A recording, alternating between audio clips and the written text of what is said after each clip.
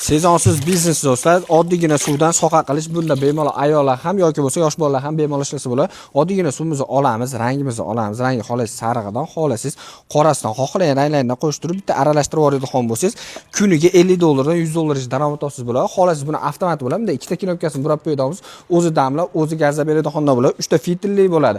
Yo, menga o'zim qilaman ruchnoy holatda deydigan bo'lsa, bunaqasini aylantirib qo'yadigan bo'lsangiz do'stlar, xohlaysiz ruchnoy, xohlaysiz avtomat bo'ladi. Bu nima deganlar bu sezonsiz biznes, ya'ni gazvada ishlab chiqarish biznesi bo'ladi. Bemalol bunda lakasiz joy zo'r bo'ladigan bo'lsa, kuniga $50 dan boshlab $100 daromad qilsangiz bo'ladi. Eng asosiy 70% holatda buni ayollar o'zlari zakaz berayotgan. Mana shu ikkita ko'rib turganlaringlar Surxondaryoda ayol kishiga ketyapti do'stlar.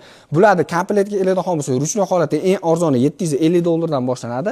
Bunaqangi holatdagilar bo'ladigan bo'lsa, $900 dan boshlab $1,5 $1,000 ish bo'ladi. Agarda bunaqa yangicha variantda, ya'ni polni avtomat kerak deydigan bo'lsa, kuniga 2 tonna suvni bemalol